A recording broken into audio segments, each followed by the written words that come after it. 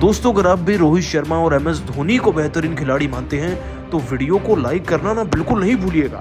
दोस्तों तीसरे दिन के खेल में लगभग 150 रन चढ़ने के बाद ऑली पॉप जब स्टैंड्स में जा रहे थे ना, तब न सिर्फ उन्होंने रोहित के पैर छुए बल्कि जाते जाते अपने बयान में कुछ ऐसा कह गए, इतनी बड़ी पारी खेलकर रोहित धोनी पर कि सुनकर आप भी दंग रह जाएंगे। इस इंग्लिश खिलाड़ी ने लगभग 150 रन चढ़ने के बाद अपने बयान में क्या कहा, इनके बयान का पूरा वीडियो आपको दिखाने जा रहे हैं, लेकिन उससे पहले आप सभी का क्या मानना है, ऑली पॉप, विराट कोहली और रोहित शर्मा में एक बेहतर खिलाड़ी कौन है आपकी नजरों में? नीचे कमेंट कर जरूर बताइएगा। दोस्तों भारत और इंग्लैंड की टीम के बीच में चल रहे सीरीज के तीसरे टेस्ट मैच ने अब एक नया मोड़ ले लिया है। आपको बता दें कि अब तक तो ये मुकाबला भारत की गिरफ्त में था, लेकिन जाते जाते एक ऐसा खिलाड़ी आया जो पूरी टीम के रन अकेले ही बना गया। दोस्तों आपको बता दें कि इस मैच की शुरुआत तो भारतीय क्रिकेट टीम की शानदार धाकड़ गेंदबाजी से हुई थी। हमने इंग्लैंड की टीम को 246 पर निपटा दिया था और उसके बाद यशस्वी जायसवाल के 80 रन, 86 रन KL राहुल के और 87 रन रविंद्र जडेजा के थे। 44 रन जाते जाते दोस्तों अक्षर भी बना गए थे 100 गेंदों, जिसके चलते दोस्तों हम ऑल आउट हो गए 436 पर। दोस्तों फिर भी हम लगभग 200 रन की बढ़त से आगे थे। लग रहा था कि मुकाबला तो हमारा ही है, लेकिन तब तक जब तक दोस्तों ऑली पॉप के कदम मैदान में नहीं पड़े थे। दोस्तों वैसे तो जैक क्रॉली का विकेट अश्विन ने 31 पर लिया, बेन डिकेट को 47 रन पर दूसरी इनिंग में बुमराह ने निपटाया और बाकी खिलाड़ी 2-5 रन पर आउट हो रहे थे, लेकिन ऑली पॉप ने अकेले ने पूरे मैच की परिभाषा को पलट कर रख दिया। 208 गेंदें खेल कर गया दोस्तों ये खिलाड़ी, 17 चौके जड़कर 71 के स्ट्राइक रेट से 148 यानी कि लगभग 150 रन की पारी खेल डाली है इस तूफानी बैट्समैन ने। और इनका साथ तो बेन फॉक्स भी दे रहे थे, वो तो अक्षर उन्हें 34 रन पर क्लीन बोल्ड कर गए। लेकिन दोस्तों इस खिलाड़ी की पारी कुछ ऐसी थी ना कि जाते वक्त ना इंग्लैंड की टीम के पूरे खेमे ने तो खड़े होकर तालियां बजाई ही, साथ ही रोहित भी ने अप्रिशिएट कर रहे थे, क्योंकि पारी ही कुछ ऐसी है। इन्हीं के दम पर तो 126 रन की लीड हो गई, वरना तो बॉलिंग से ही हार जाते हैं इंग्लैंड की टीम के खिलाड़ी। लेकिन दोस्तों ऑली पॉप जानते हैं कि रोहित कितने बड़े खिलाड़ी हैं, और इतना बड़ा खिलाड़ी जब आपको मैदान में प्रेस करे तो दोस्तों उन्होंने भी भारतीय संस्कृति की तरह रोहित के पैर छूकर उनका आशीर्वाद ले दिया। और दोस्तों अब तो ऑली पॉप ने इस पर खुलासा भी कर दिया है। आखिरकार ऑली पॉप ने क्या कहा अपने बयान में रोहित के पैर छूने पर, चलिए आपको बताते हैं। दोस्तों आपको बता दें कि ऑली पॉप ने रोहित के पैर छूने पर और धोनी पर भी कहा, ये मुकाबला, ये जगह, ये मैदान मुझे हमेशा याद रहेगा। यकीनन तौर पर कोई भी नहीं सोचता कि वो मैदान में उतरकर शतक लगाएगा या 150 रन लगा देगा।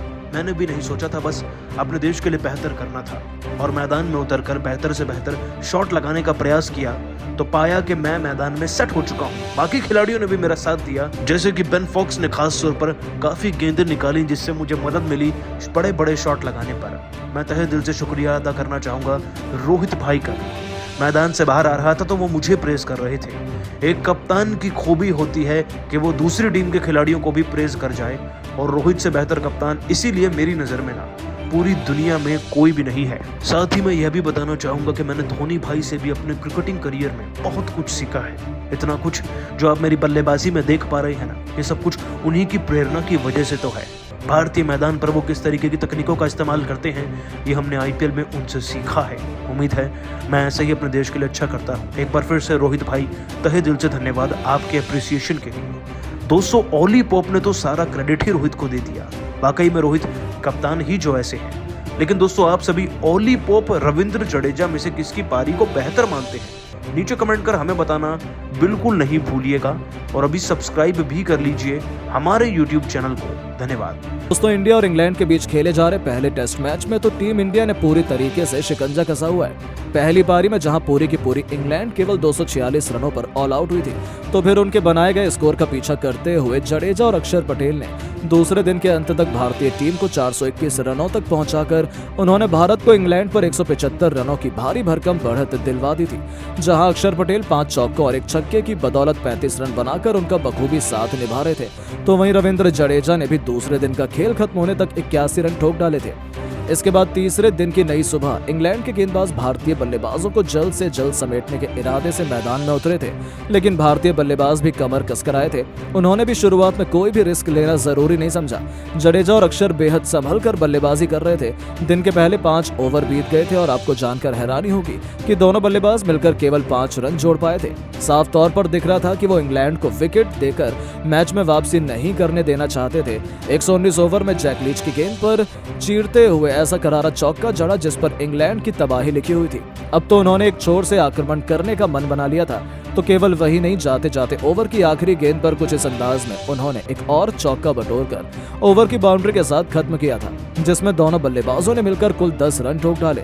जडेजा अपने शतक के और करीब पहुंच चुके थे, लेकिन शायद उनके नसीब में सेंचुरी थी ही नहीं। पारी का 120वां ओवर लेकर आए जो रूट का तीसरी गेंद पर रविंद्र जडेजा फंस गए। गेंद सीधा जाकर उनके पैड पर लगी और एम्पायर की उंगली खड़ी हो गई। हालांकि जडेजा ने इस पर रिव्यू का इस्तेमाल किया, लेकिन उसका भी कुछ फायदा नहीं हुआ।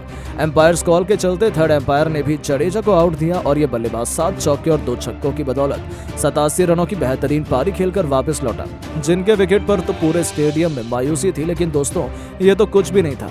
उनके आउट होने के बाद बल्लेबाजी करने उतरे जसप्रीत बुमराह को रूट ने पहली गेंद पर चलता कर पूरे हिंदुस्तान में तहलका मचा दिया था।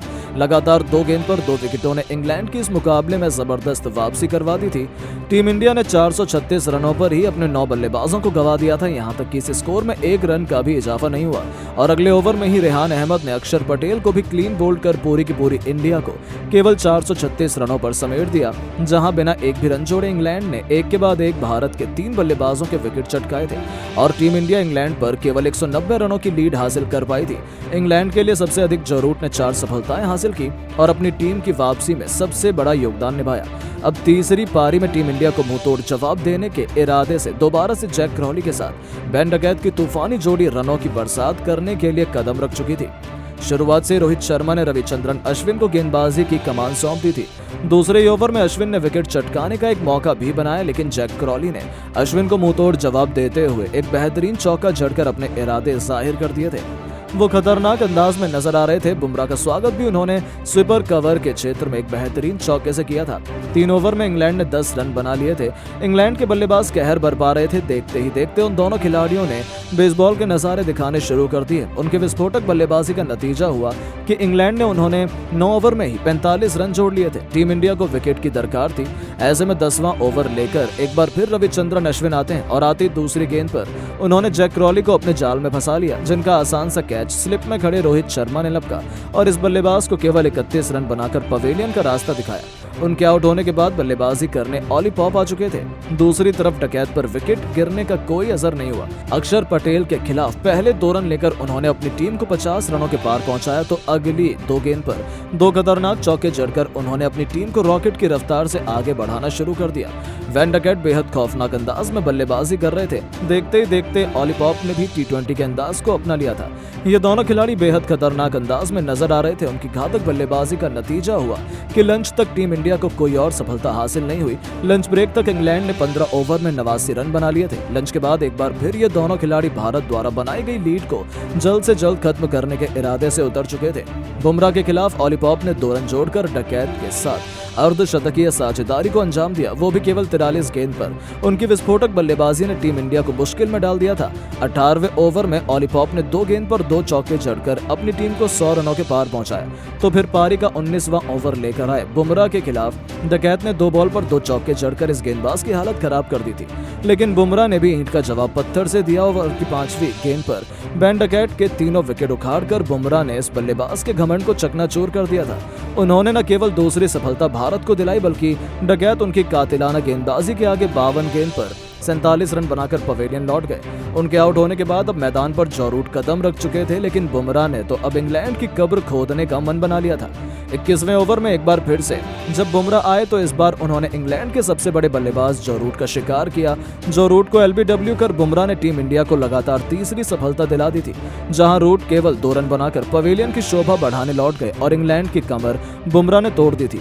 अब ऑली पॉप के साथ जॉनी बेयरस्टो पर अपनी टीम को संभालने की जिम्मेदारी आन पड़ी थी, लेकिन दोनों बल्लेबाजों के लिए रन बनाना आसान नहीं था। 26 ओवर में मुश्किल से इंग्लैंड केवल 131 रन बना पाई थी। वो अभी भी टीम इंडिया की बनाई गई लीड से 59 रन पीछे चल रहे थे, लेकिन जॉनी बेयरस्टो भी रविंद्र जडेजा की फिरकी का शिकार केवल 10 रन बनाकर हो गए। तो उनके आउट होने के बाद बल्लेबाजी करने उतरे कप्तान बेन स्टोक्स भी ज्यादा देर तक टिक नहीं पाए। रविचंद्रन अश्विन ने स्टोक्स का शिकार कर न केवल इंग्लैंड को 5वां झटका दिया, बल्कि उनकी आधी पारी को समेट दिया था, वो भी केवल 163 रनों के स्कोर पर। इसके बाद मैदान पर बेन फॉक्स और ऑली पॉप की जोड़ी मौजूद थी। इसी बीच पॉप ने अर्धशतक भी पूरा कर लिया था। टी ब्रेक तक उन्होंने अपनी टीम इंडिया को कोई और विकेट हासिल नहीं होने दिए। चाय तक इंग्लैंड ने 42 ओवर में 172 रन बना लिए थे। टी ब्रेक के बाद इन दोनों खिलाड़ियों ने बची कुछ लीड को खत्म करने के लिए एडी चोटी का जोर लगा दिया। 50 ओवर में इंग्लैंड ने 195 रन बना लिए थे। उन्होंने टीम इंडिया पर 5 रनों की जीत हासिल की थी और आखिरकार 48 ओवर में जडेजा के खिलाफ सिंगल लेकर उन्होंने टीम इंडिया की लीड को खत्म कर दिया था। जहां इंग्लैंड ने 48 ओवर में 191 रन बना लिए। अब इंग्लैंड ने भारत पर बढ़त बनाना शुरू कर दिया था। 54 ओवर में इंग्लैंड ने 211 रन बना लिए थे। दोस्तों जीत रही थी इंग्लैंड की टीम, लेकिन रोंगटे खड़े कर देने वाली रफ्तार से जसप्रीत बुमराह ने 2 गेंदों के अंदर 2 विकेट लेकर मैच को ही पलट कर रख दिया। और कैसे पूरे मौसम को बदलकर जसप्रीत बुमराह ने अकेले अपने दम पर इस मैच में भारतीय क्रिकेट टीम की वापसी करा दी है।